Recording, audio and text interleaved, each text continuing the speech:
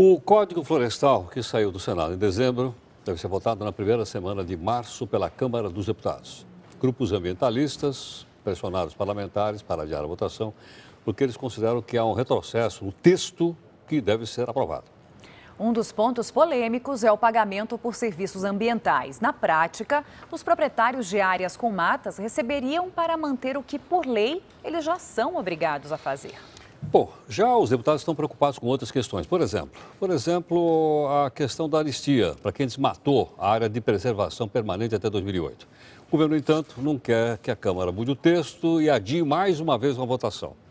E para a gente poder entender essa briga, né, que é a briga da aprovação ou não aprovação do Código Florestal, está aqui conosco o superintendente-geral da Fundação Amazônia Sustentável, Virgílio Viana, a quem a gente agradece a participação. Boa noite, Virgílio, muito obrigado. Boa noite, Heródoto. Boa noite, André. Boa noite, professor. Virgílio, a gente tem mostrado aqui que há uma queda de braços, obviamente, no Congresso Nacional, que é uma coisa absolutamente democrática, ruralista de um lado e ambientalista do outro.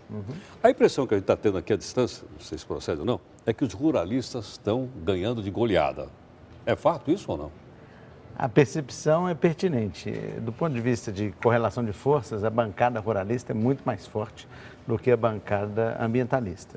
E o código sai, portanto, com um viés muito mais voltado para os interesses e percepções do agronegócio do que das percepções do movimento ambientalista. Então podemos considerar que aquilo que foi aprovado no Senado, depois teve aquelas modificações feitas na Câmara, vai para a segunda votação, eu acho, na Câmara, não é isso? Na verdade, o processo foi uma votação de um texto na Câmara, depois que foi ao Senado, e o Senado modificou aquilo que foi feito pela Câmara e agora volta à Câmara para que a Câmara aprove ou não aquilo que o Senado elaborou. E depois vai à sanção da Presidenta da República. Professor, o pagamento por esses serviços ambientais, o PSA, pode ser um caminho para frear o desmatamento, acabar com isso no país? Eu acredito que essa talvez seja a janela mais positiva que exista nessa versão atual do Código, porque durante muito tempo, ao longo da história brasileira e da América Latina como um todo, nós demos uma ênfase excessiva ao que nós chamamos de instrumentos de comando e controle. São as multas, as proibições, e que no Brasil... que ninguém paga, proibição que ninguém respeita. Exatamente. E aqui, desde a época de Dom João VI, nós temos essas proibições. O jacarandá, para ser citado um exemplo, foi proibido. Desde Dom João VI. Né? E, obviamente, não funcionou porque o jacarandá praticamente, infelizmente, desapareceu. Então, o pagamento por serviços ambientais, André, ele pode ser, a meu ver, a melhor solução para que a gente tenha um enfrentamento econômico. Ao invés de pensarmos só em soluções de polícia, prende, multa, etc., que são importantes, né? Mas pensarmos também na economia. Fazer com que as pessoas olhem para a floresta não como um estorvo, não como algo que vai ser protegido porque amanhã vem um fiscal, mas por algo que faz sentido econômico. E essa, a meu ver, é a principal mudança que o Brasil deveria desejar implantar nos próximos anos. É uma mudança de paradigmas. É olhar o mato não como um estorvo, mas sim como algo positivo, que é, de fato, o que acontece. A floresta, ela gera muitos benefícios. Não é apenas a fruta, ou a madeira, o cipó, o produto medicinal.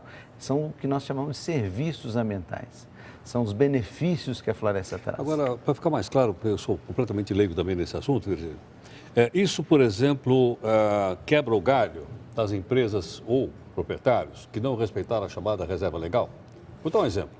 São Paulo, por exemplo, é canavial que não acaba mais. Então, ninguém lá tem respeitado a reserva ambiental, a reserva legal. O que faz? Uma empresa como essa, então, teria reserva legal em outro lugar, é isso? Compraria outra? São coisas diferentes. O pagamento por serviço ambiental é a ideia de pagar aquele que detém floresta pelos benefícios que ela gera, benefícios indiretos, tipo o sequestro do carbono, a produção de água, etc. Para ele manter a floresta lá de pé. Ela está prestando um serviço, então ele deve ser recompensado por isso. Isso já existe em vários lugares do Brasil e do mundo, e funcionando em diferentes escalas. O que você levanta é uma outra questão, é a compensação da reserva legal, aquele que não tem, como é o canavial de São Paulo, aquilo que está preconizado na lei. Então ele tem duas opções, ou ele restaura a floresta que deveria ter, ou ele compensa com um vizinho ou com alguém que tenha em excesso.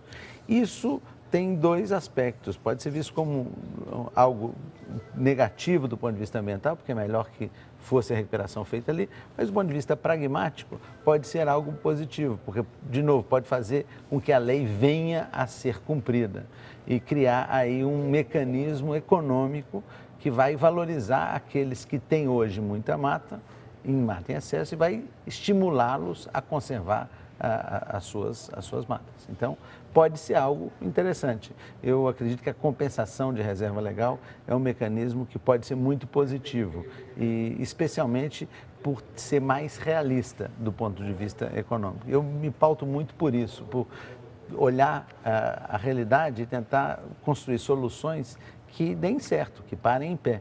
Porque não adianta colocarmos no texto da lei coisas que sejam inviáveis, como é o que nós temos hoje. Né? Nós temos hoje um Código Florestal que, na sua grande maioria, não funcionou, não pegou.